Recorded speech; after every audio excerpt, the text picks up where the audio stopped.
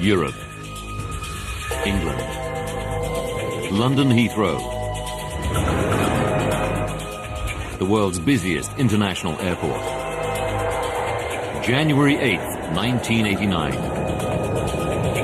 It's a Sunday evening, and many passengers are headed home after the Christmas and New Year holidays. The airport is packed. In Terminal 1, passengers check in for British Midland Flight 092 to Belfast, Northern Ireland. It's a regular hour-long commuter shuttle. Security is tight. It's the height of the IRA's terrorist campaign against British targets. The IRA has killed 416 civilians in nearly 20 years of violence. Healthcare worker Gareth Jones started a new job in Belfast 3 weeks ago. Can I ask you one or two security questions if I may, sir? Security checks are a way of life. If you lived in Northern Ireland at the time, you got quite used to security. It was a period when there was heightened security there.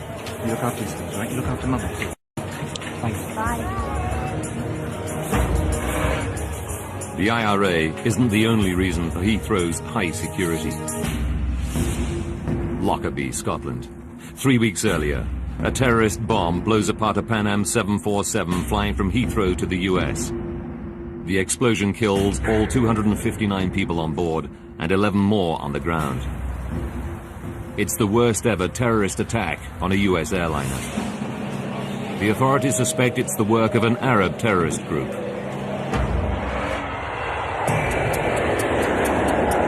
Will the four-stop checklist down the line then, please? Today, the passengers on Flight 092 are in the hands of 43-year-old Captain Kevin Hunt. He's one of British Midland's most experienced pilots, with 25 years flying under his belt. Air conditioning and pressurization packs on flight. Flying with him, 39-year-old First Officer David McClelland. Tonight, they're flying an aircraft just 2 months old. It's one of Boeing's new 737-400 series. Boeing launched the aircraft a year earlier in a blaze of publicity. It boasts significant improvements over its predecessors. Its new CFM56 engines are the most powerful of their kind, and the cockpit display features state-of-the-art technology, including computerized TV screens and LED dials, which replace the traditional mechanical gauges. 7:15 p.m. Boarding cars, please. 118 passengers board the brand new plane and take their seats. Brakes released, and you are clear to push with brake start engines 2 and 1 on push. Captain Hunt starts up the 2 engines. The 400 series aircraft is still new to him. He's clocked just 23 hours. First Officer McClelland has 53 hours. All pressures rising. Seatbelts on there, sir. In the main cabin, Gareth Jones has a window seat over the wing in an emergency exit row. Excuse me, sir. Hi there. A flight attendant asks Gareth to read the safety card so that he knows how to open the overwing exit door. Normally he was pretty blasé about it, but it was pleasantly done, and it would have been ill-mannered not to. Air traffic control clears Flight 092 for takeoff. 092 is clear for takeoff, 27 right, surface winds 270 degrees. Weather conditions are perfect. Takeoff runway 27 right, please. Happy to go? Let's go. First Officer McClelland throttles the engines up.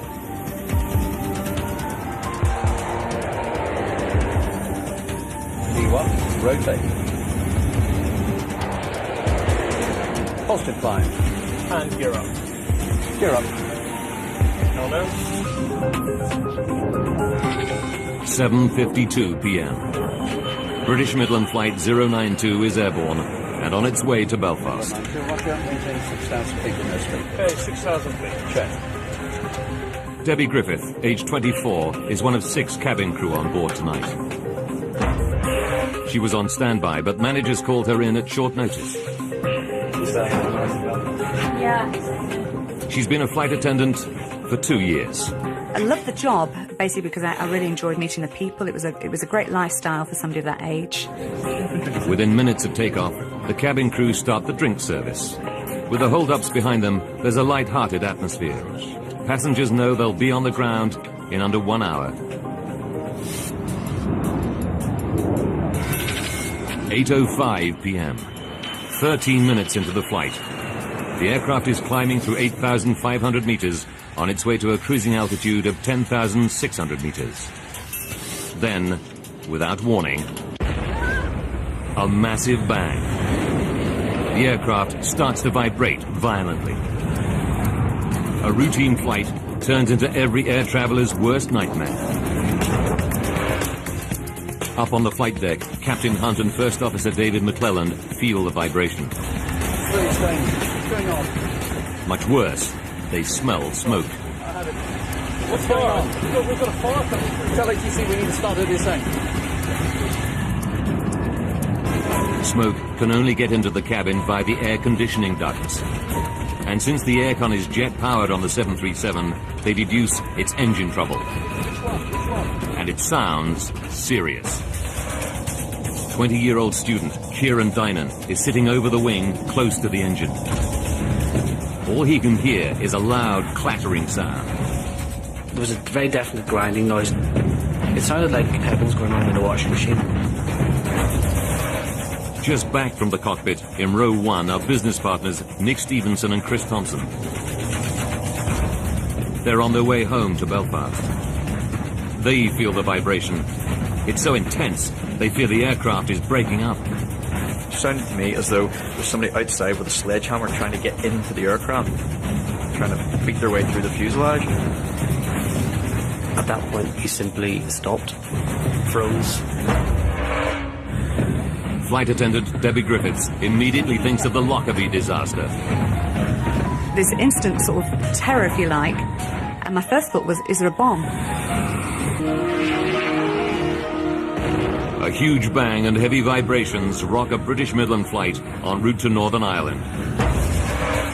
Sitting in a window seat over the wing in row 14 is healthcare worker Gareth Jones. He's busy dealing with a panicking fellow passenger.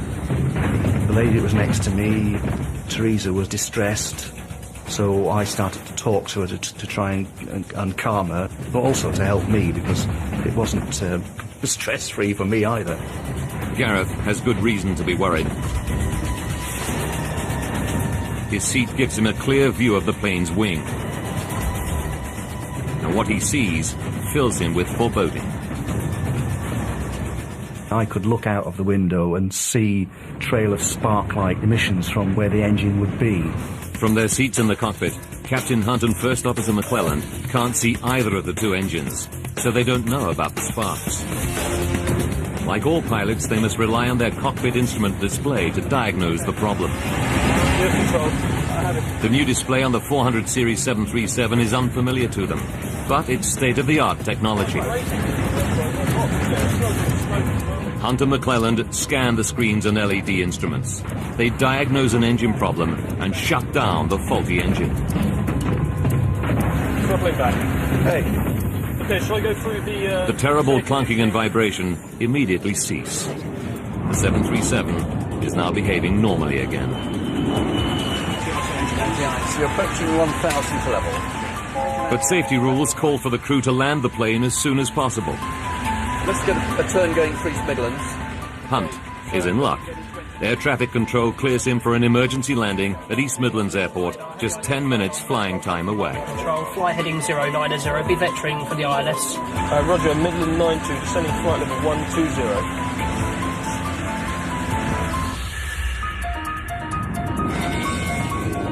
8:10 p.m. Ladies and gentlemen, this is Captain Kevin Hunt. Maybe aware we've had a problem with the aeroplane. The captain goes on the intercom to calm his 118 passengers and to tell them he's shut down the malfunctioning engine. We are unfortunately therefore unable to continue our flight into Belfast. He says they'll be safely on the ground in 10 minutes. This should be perfectly routine landing, as I say. Gareth Jones is relieved to see that the problem engine has stopped throwing out sparks. He's convinced the captain now has everything under control. 8:17 p.m. The aircraft descends through 2,000 meters. They're 8 minutes from touchdown. So 160, please, David. Flight level 40. And, 1 minute later, air traffic control tells Captain Hunt to make a right turn to line up with the runway. Midland 092, descend to altitude 3,000 feet. Midland 92, descend up to 3,000 feet. Shown. They're on final approach. The cabin crew take their seats for the remaining few minutes.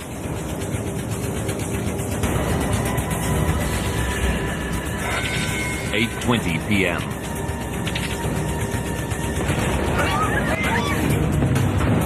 Another, even louder bang rocks the aircraft. The passengers realize that the noise must come from the plane's last remaining engine. The whole plane shook. It was like something touched the plane and stopped it in midair. And at that point, frankly, my blood just went cold. Now there are more vibrations, worse than ever. Vibration was incredible. It was almost impossible for me to focus on Chris, who was sitting in the seat beside me. And I remember thinking, if this keeps vibrating like this, the aircraft is going to fall apart. Being absolutely terrified, not really knowing what was going on. Gear down. Gear down. And flat 15. Air traffic control clears Captain Hunt to descend to 600 meters. Final approach, please. They must get the plane down and fast before their last engine fails altogether. Cross is going. Tell them we've got a problem with the other engine. Then, everything goes silent.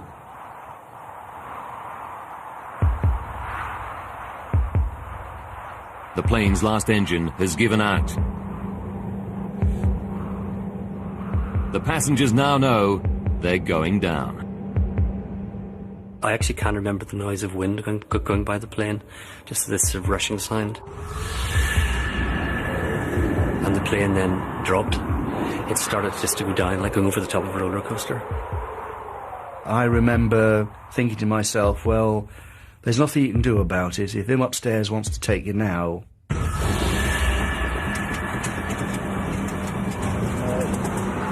Captain Hunt has lost both engines.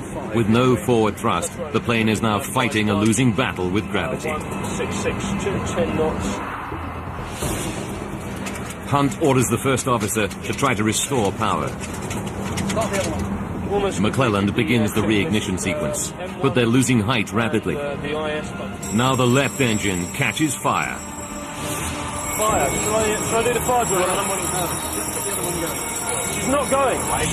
The 737 is dropping out of the sky. Captain Hunt's control column starts to shake violently. The ground proximity warning system tells him he's coming down too quickly. The pilots can see the airport runway lights less than 2 kilometers away. But there are more lights closer to the plummeting plane.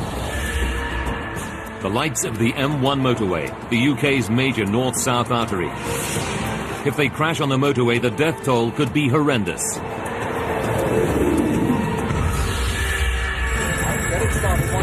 not going. But Captain Hunt is all out of options. The ground is coming up fast. Somebody on board said, Jesus, we're all going to die. 8:24 p.m. British Midland Flight 092 is just 1 minute from East Midlands Airport. Flaps one, please. Speed 190. Captain Hunt can see the runway lights, but he's lost both engines, and one's on fire. His only hope, to keep the aircraft airborne long enough to crash land on the runway. The passengers haven't heard from the captain for 10 minutes, but they know they're going to crash. Stupid thoughts go through your head, like who's going to cut the grass. Part of your brain is saying, this plane's crashing, and part of it was saying, it can't be, because it doesn't happen. Now Captain Hunt can see the village of Kegworth. Desperate to avoid crashing into it, he raises the nose to stretch the glide. The 737 passes over the village at an altitude of just 60 meters. Where have I noticed what I think was a church spire, which actually went by the window. And I sort of thought, a church spire going past the window, I'm in a plane. But beyond Kegworth, lies the M1 motorway.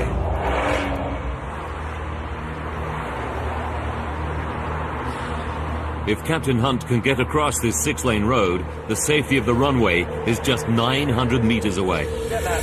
Just get on the other one. Get it going. It's not going. Get it up. It's not going. But he can't keep the plane airborne any longer. He makes a final announcement to the terrified passengers. It's not going, Kevin. Prepare for crash landing. Prepare for crash landing. And he said, brace, brace, brace, prepare for crash landing. And the tone of his voice said it all. I can remember going into the brace position and just thinking, this is it. Just before the plane hit the ground, I remember thinking, nobody survives a plane crash. I wonder, will I?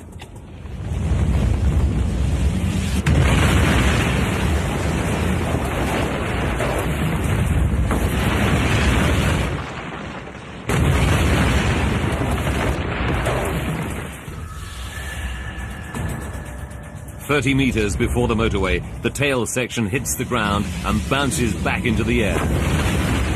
The plane smashes through trees near the edge of the motorway. It was horrendous. It just seemed to go on forever. It sort of sucked the breath out of you. It careens across the road, destroying a light on the central reservation.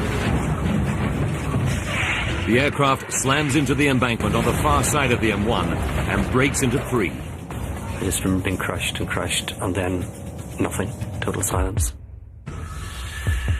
It comes to rest just 900 meters from the safety of the runway. Captain Hunt made it across the motorway just. Incredibly, no cars are passing at the moment of the crash. Inside the wreckage of the 737's middle section, Gareth Jones and his fellow passenger Teresa are alive. They're sitting over the wing, the strongest part of the aircraft.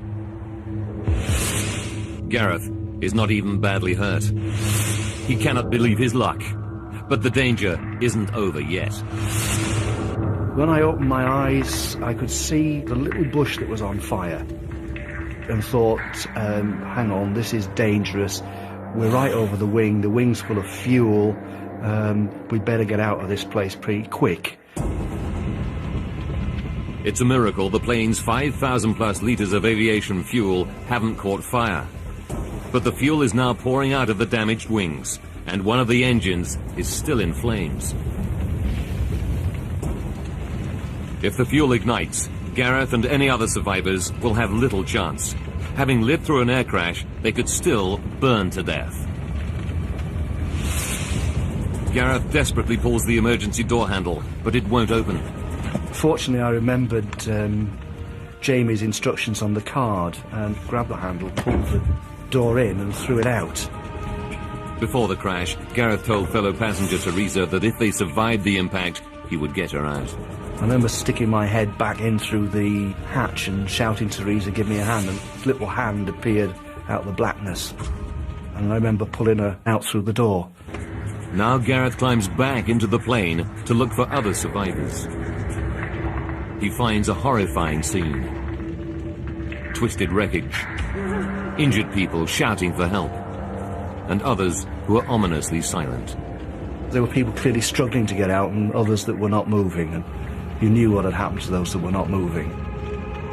And that's one of the memories I'll carry with me to my grave. In row 1, in the plane's broken front section, business partners Nick Stevenson and Chris Thompson. Chris is unconscious and severely injured, but Nick is one of the luckier ones. He comes round quickly. The first thing I thought is, I'm alive. The second thing I thought is, there's going to be a fire, get out. He doesn't have the strength to help Chris. He tries to get up, but a searing pain in his left leg stops him. And yet he knows he must overcome the pain to get out. You know, the survival instinct just takes over. The drive, it's incredible. I just knew I was going to get out. I had to get out. Nothing else was of any importance whatsoever. He reaches a break in the fuselage and shouts to passing drivers who've stopped to help. He said, yeah, we see you, you're okay, we'll get you. Carried me down the embankment. Still trapped in the wreckage of the nose section, flight attendant Debbie Griffith. She's in a bad way. But her main fear is a fuel explosion. I was having real problems breathing and actually felt like I was dying. I was really sort of fighting to live. And I just expected the engines to go. And I can actually remember thinking, it has to be quickly. And 20-year-old Kieran Dynan hangs right over the edge of the shattered midsection. He's badly injured and drifts in and out of consciousness. All the seats in front of me were gone. There's nothing. It was just debris and nothing.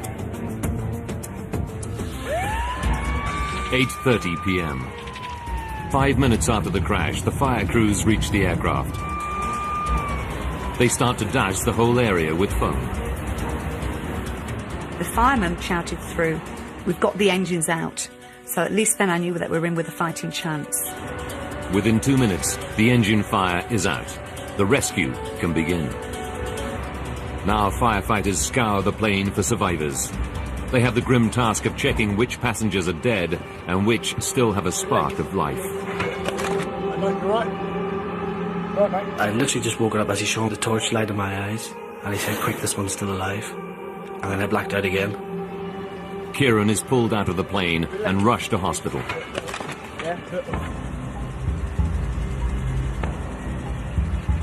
8 hours after the crash, rescuers pull the last survivor from the wreckage of British Midland Flight 092. The time is 4:20 in the morning. Of the 126 people on board, the impact kills 39. 8 more die in hospital from their injuries. Among the survivors, the 2 pilots, David McClelland and Captain Hunt. Both are seriously injured by the impact. Captain Hunt is paralyzed. The survivors have been describing what happened and praising the skill of the plane's pilots. But what could cause a brand new aircraft to simply fall out of the sky? Sabotage by terrorists is one possibility.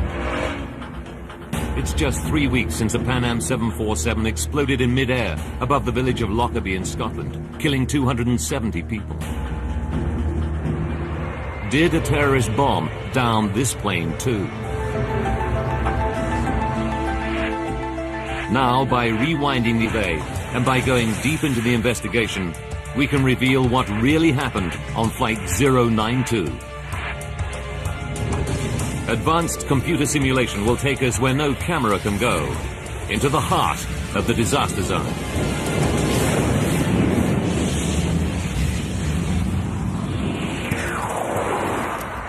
Eddie Trimble is the chief investigator from the UK's Air Accident Investigation Branch. He's worked on all the major air disasters in the UK over the last 30 years. When news of the Kegworth disaster breaks, Trimble's team of 9 crash investigators is still in Lockerbie, scouring the wreckage of the downed Pan Am plane. Now he fears another terrorist outrage has claimed lives on British soil.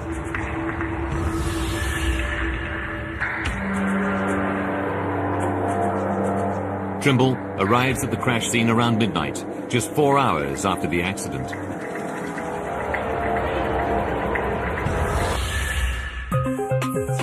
As the hours pass, he finds none of the telltale signs of damage from explosives. The team quickly rule out a terrorist attack as the cause of the crash. This is not another Lockerbie. Investigators now turn to the possibility of mechanical failure. Survivors report a double engine failure. It seems almost incredible, but the theory soon surfaces in news reports. The experts say the chances of both engines on a brand new airliner failing at the same time are 100 million to 1. But that seems to be what happened last night. Eddie Trimble knows that if both engines failed almost simultaneously, the implications are enormous.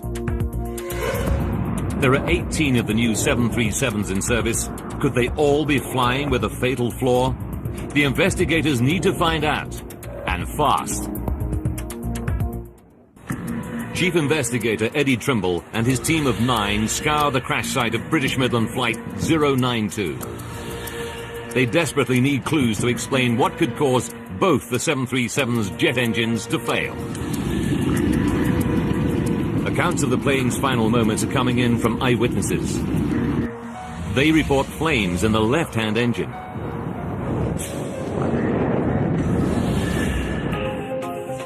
Trimble starts to probe the left engine. It's not an easy job. The crash impact seriously damaged it. But he soon finds something that's clearly not crash-related. The fan blades. Most of them are severely damaged or fractured. Trimble concludes that the fan blade fracture threw debris deep inside the engine. The resulting damage was fatal.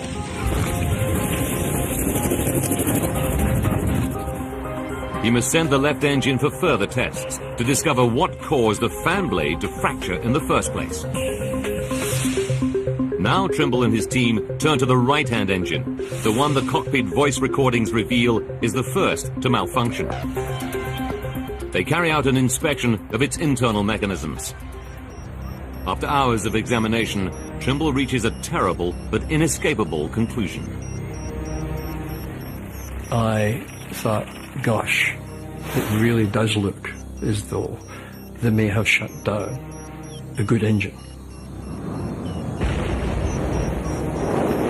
Trimble realizes that when the left-hand engine starts to go wrong, the flight crew inexplicably shuts down the perfectly good right-hand engine. Now the whole focus of the investigation shifts.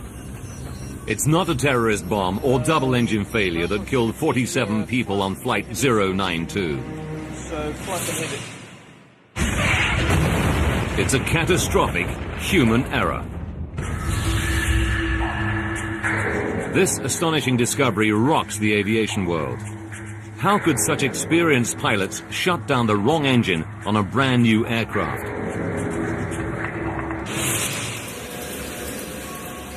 Trimble knows that the plane is one of the new 737-400 series launched a year earlier. First Officer McClelland has flown just 53 hours on the 400 series. Captain Hunt even fewer, only 23 hours. Could the pilot's unfamiliarity with some aspect of the new design have caused the fatal error? To find out, Trimble must probe every twist and turn of events on Flight 092. Using the cockpit voice recordings, he starts to analyze every decision the pilots took on the flight deck. Okay, we're just turning off the localizer. Tell them we're fully established. Midland 092 is fully established. 8:05 p.m., just under 20 minutes before the crash. On the left engine, a fan blade fractures. The broken piece lodges inside the engine casing. The damage to the fan blade throws the finely calibrated engine out of balance. The engine now starts to shudder violently, setting up a vibration that rocks the whole plane. The fracture fatally damages the left-hand engine. It's now just a matter of time before it fails altogether. The flight crew feel the vibration and smell smoke escaping through the damaged engine seals into the air conditioning duct. They wrongly assume there's a fire in one of their two engines. Captain Hunt asks which is the problem engine. Which one? Which one? The cockpit voice recorder reveals the first act in a terrible chain of events.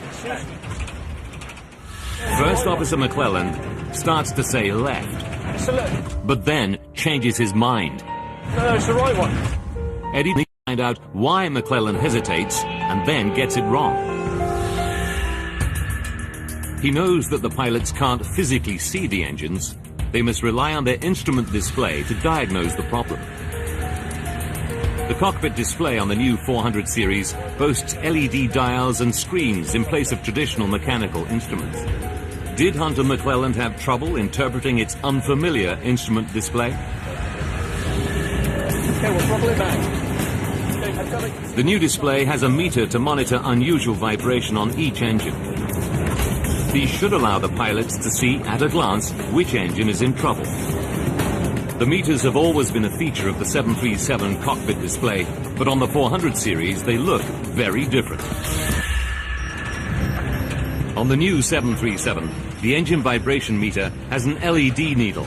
It swings around the outside of the dial instead of the inside as in earlier versions. And it's only the size of a 20 pence piece. Trimble learns that Hunt and McClelland went on a one-day course to learn about the new 400 series. But he finds that neither of them received any simulator training on the Engine Instrument System, or EIS. Neither pilot had had the opportunity to fly a simulator and learn how to interpret the EIS, whether in normal operation or, very importantly, during abnormal operation. The crew's unfamiliarity with the new plane means they lose their first opportunity to diagnose the problem correctly. But it's still a mystery why they reach the conclusion that it's the right-hand engine that's malfunctioning. The cockpit voice recordings give Trimble another clue. Can you smell that? What is that? It doesn't be something. Smell something. When the pilots smell smoke from the damaged engine, they know the only way it can reach the cockpit is via the air conditioning system. Can you smell that? There's fog coming through. In Captain Hunt's experience, the air conditioning on a 737 is powered by the right-hand engine. Which one is it? He assumes that is where the smoke is coming from. Well, throttle back. Throttle back. But Boeing has made another change to the latest 737. On the new planes, the air conditioning is powered not just by the right engine, but also by the left-hand engine. 8:07 p.m. Misled by the smoke, the pilots miss their second chance to diagnose the left-hand engine as the problem. Now, First Officer McClelland throttles back and shuts down the perfectly functioning right-hand engine. Everything seems to return to normal. The heavy vibration and banging has stopped. Ladies and gentlemen, this is Captain Kevin Hunt. If you've been aware in the cabin, we've had some smoke. And that's, A relieved Captain Hunt even goes on the intercom to tell passengers what he's done. Had to shut the right engine down as a result. We can't be... But Hunt's mention of the right engine confuses many passengers. Student Kieran Dynan recalls seeing sparks and flames coming out of the engine on the left-hand side of the plane. I thought it was strange. Why is he turned off the good engine? When it's so obvious this engine is all on fire. But Captain Hunt and the first officer cannot physically see either of the two engines from the flight deck. Someone from the passenger cabin would have to tell him which engine is in trouble. Investigators want to know why Kieran Dynan and other worried passengers don't raise the alarm. I remember thinking, he still must know what he's doing because he's the professional. Trimble and his team conclude that distrust in the captain prevents anyone on board from raising the alarm. But the investigators still face a big mystery.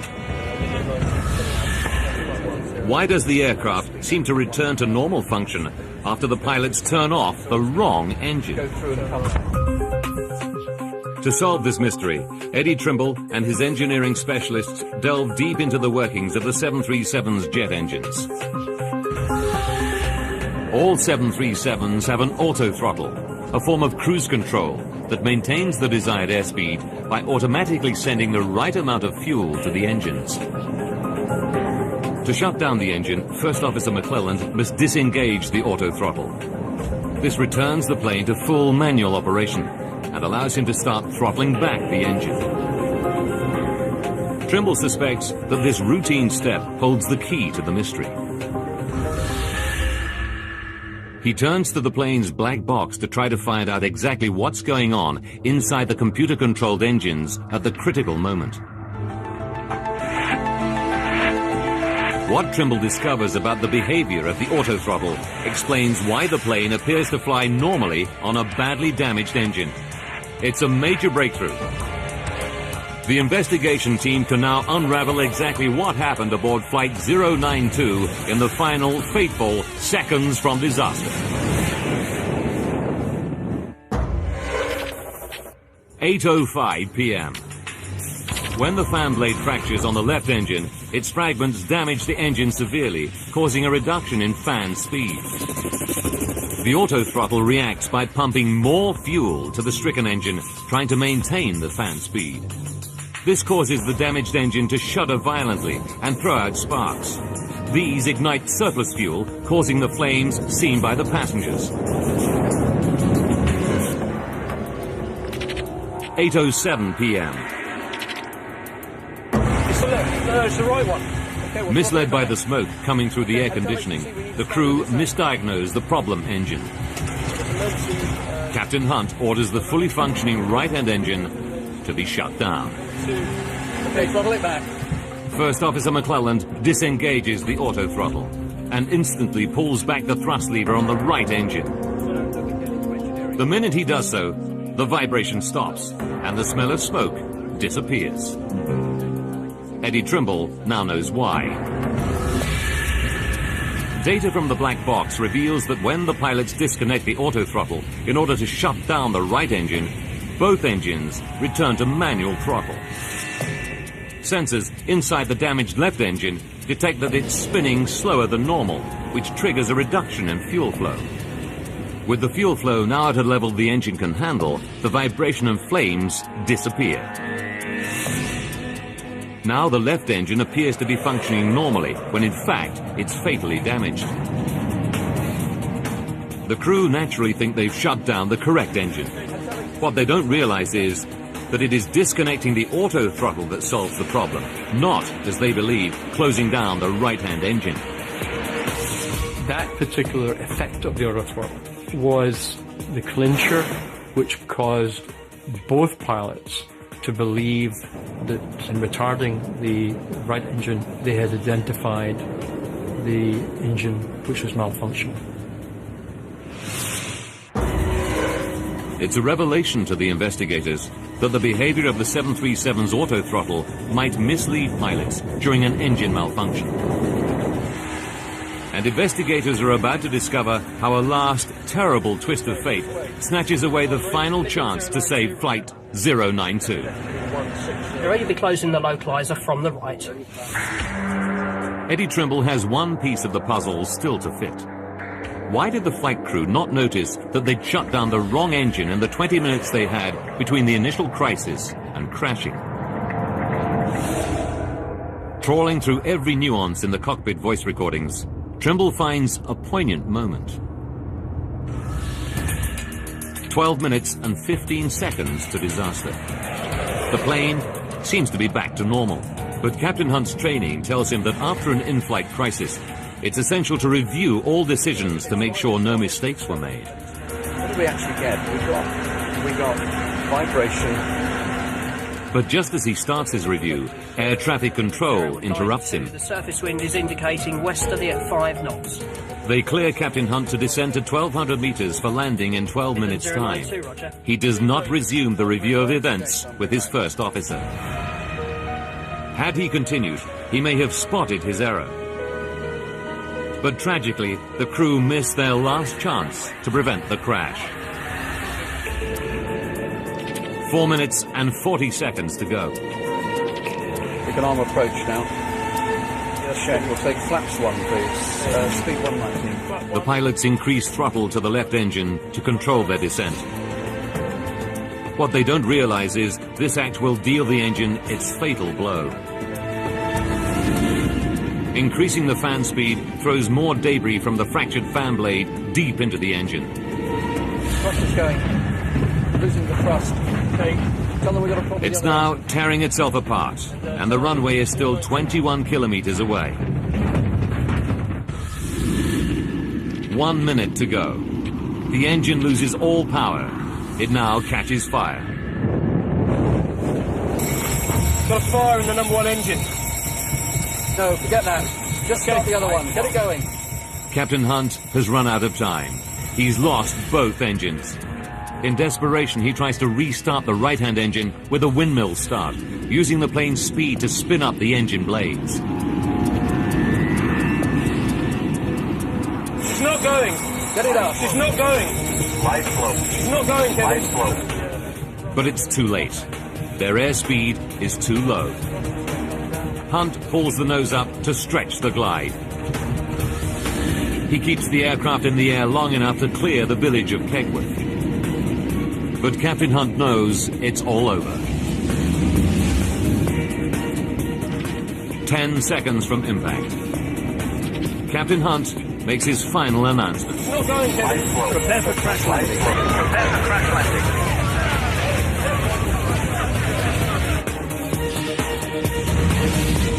At 8:24 and 43 seconds, British Midland Flight 092 crashes into the motorway embankment at 185 kilometers per hour.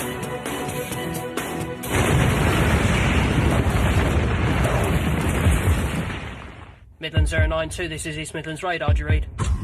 Midland 092, this is East Midlands radar, do you read? Midland 092, East Midlands, do you read? The plane comes to a stop just 900 meters from the airport runway.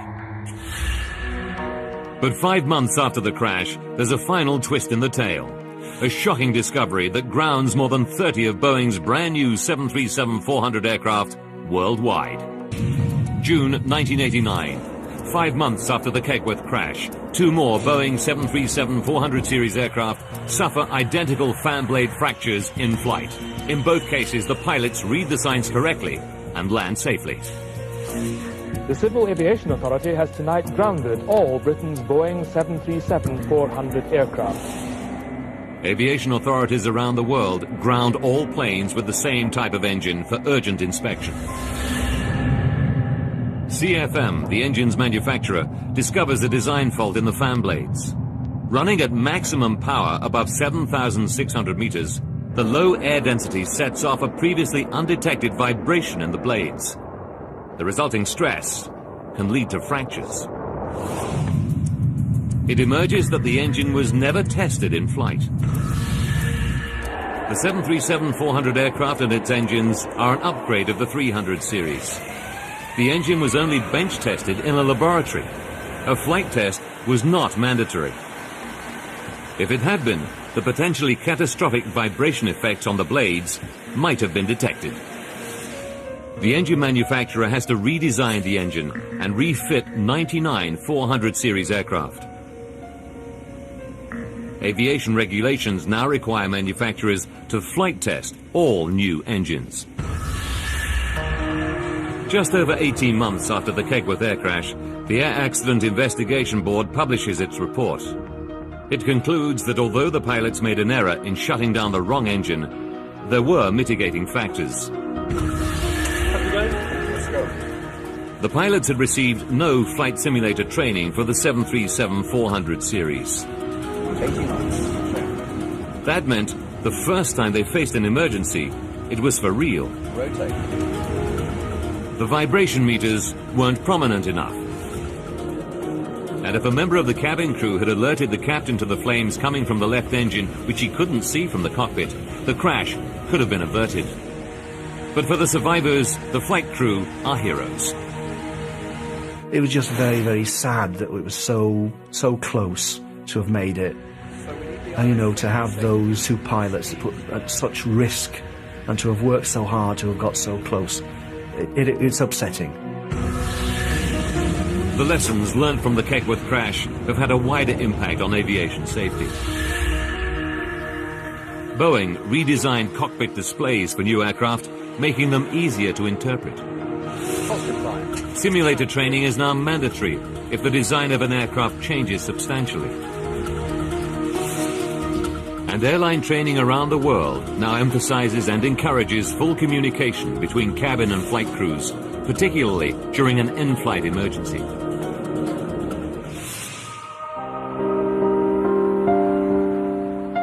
Of the 126 passengers and crew on board, 47 lost their lives. For the survivors, nothing can erase the memory of that dreadful night. But they have rebuilt their lives. Chris Thompson and Nick Stevenson both recovered from their injuries. They're still in business together in Northern Ireland. Kieran Dynan is now married with a young daughter. You know, you still worry about things, but I don't worry more. I think all my bad luck came at once, and nothing ever as bad is going to happen again. Debbie Griffith left the airline industry to train as a nurse. You can't go through a plane crash without changing.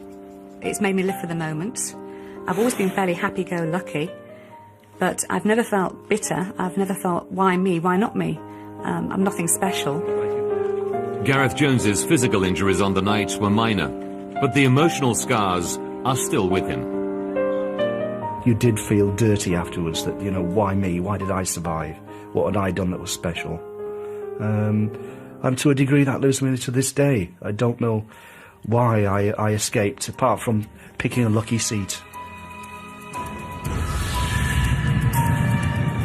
The Boeing 737 is still the world's most popular aircraft. Today, a 737 takes off somewhere in the world every 5 seconds. Its safety record is one of the best in aviation. It's sitting over the wing, close to the engine. All he can hear is a loud clattering sound. There was a very definite grinding noise. It sounded like pebbles going on in a washing machine. Just back from the cockpit, in row 1, are business partners Nick Stevenson and Chris Thompson. They're on their way home to Belfast. They feel the vibration. It's so intense, they fear the aircraft is breaking up. It sounded to me as though there's somebody outside with a sledgehammer trying to get into the aircraft, trying to beat their way through the fuselage. At that point, he simply stopped, froze. Flight attendant Debbie Griffiths immediately thinks of the Lockerbie disaster. This instant sort of terror, if you like, and my first thought was, is there a bomb? A huge bang and heavy vibrations rock a British Midland flight en route to Northern Ireland. Sitting in a window seat over the wing in row 14 is healthcare worker Gareth Jones. He's busy dealing with a panicking fellow passenger. The lady that was next to me, Teresa, was distressed, so I started to talk to her to try and calm her, but also to help me, because it wasn't stress-free for me either. Gareth has good reason to be worried. His seat gives him a clear view of the planes. She was on standby, but managers called her in at short notice. Yeah. She's been a flight attendant for 2 years. I loved the job, basically because I really enjoyed meeting the people. It was a great lifestyle for somebody of that age. Within minutes of takeoff, the cabin crew start the drink service. With the hold-ups behind them, there's a light-hearted atmosphere. Passengers know they'll be on the ground in under 1 hour. 8:05 p.m. 13 minutes into the flight. The aircraft is climbing through 8,500 meters on its way to a cruising altitude of 10,600 meters. Then, without warning, a massive bang. The aircraft starts to vibrate violently. A routine flight turns into every air traveler's worst nightmare. Up on the flight deck, Captain Hunt and First Officer David McClelland feel the vibration. What's going on? Much worse, they smell smoke. What's going on? We've got a fire coming through. Tell ATC we need to start at this end. Smoke can only get into the cabin via the air conditioning ducts. And since the aircon is jet-powered on the 737, they deduce it's engine trouble. And it sounds serious. 20-year-old student Kieran Dynan. Europe. England. London Heathrow. The world's busiest international airport. January 8th, 1989. It's a Sunday evening, and many passengers are headed home after the Christmas and New Year holidays. The airport is packed. In Terminal 1, passengers check in for British Midland Flight 092 to Belfast, Northern Ireland. It's a regular hour-long commuter shuttle. Security is tight. It's the height of the IRA's terrorist campaign against British targets. The IRA has killed 416 civilians in nearly 20 years of violence. Healthcare worker Gareth Jones started a new job in Belfast 3 weeks ago. Ask you one or two security questions online, sir. Security checks are a way of life. If you lived in Northern Ireland at the time, you got quite used to security. It was a period when there was heightened security there. You look after these things, right? You look after Mum. Thanks. Bye. The IRA isn't the only reason for Heathrow's high security. Lockerbie, Scotland. 3 weeks earlier, a terrorist bomb blows apart a Pan Am 747 flying from Heathrow to the US. The explosion kills all 200. His aircraft is still new to him. He's clocked just 23 hours. First Officer McClelland has 53 hours. All pressures rising. Seatbelts on there.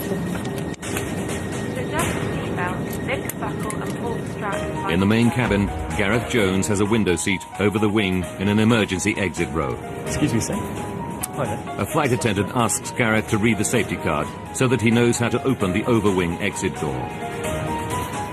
Normally he was pretty blasé about it, but it was pleasantly done, and it would have been ill-mannered not to. Air traffic control clears flight 092 for takeoff. Wind 092 is clear for takeoff 27 right, surface winds 270 degrees. Weather conditions are perfect. Takeoff runway 27 right, Happy to go? let's go. First Officer McClelland throttles the engines up.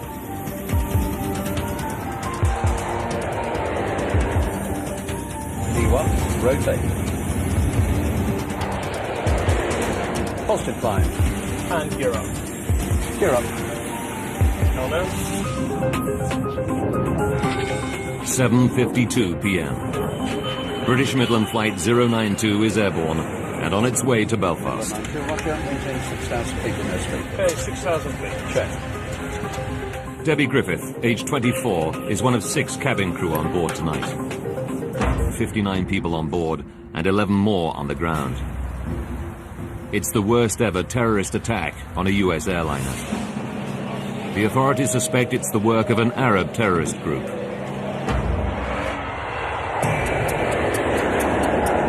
We'll do the before start checklist down the line then, please. Today, the passengers on Flight 092 are in the hands of 43-year-old Captain Kevin Hunt. He's one of British Midland's most experienced pilots, with 25 years flying under his belt. Air conditioning and pressurization packs on flight. Flying with him, 39-year-old First Officer David McClelland. Tonight, they're flying an aircraft just 2 months old. It's one of Boeing's new 737-400 series. Boeing launched the aircraft a year earlier in a blaze of publicity. It boasts significant improvements over its predecessors. Its new CFM56 engines are the most powerful of their kind, and the cockpit display features state-of-the-art technology, including computerized TV screens and LED dials, which replace the traditional mechanical gauges.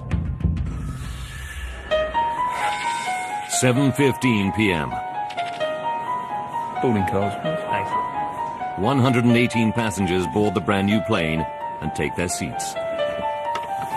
Brakes released, and you are clear to push. We're going to start engines 2 and 1 on push. Captain Hunt starts up the 2 engines. The 400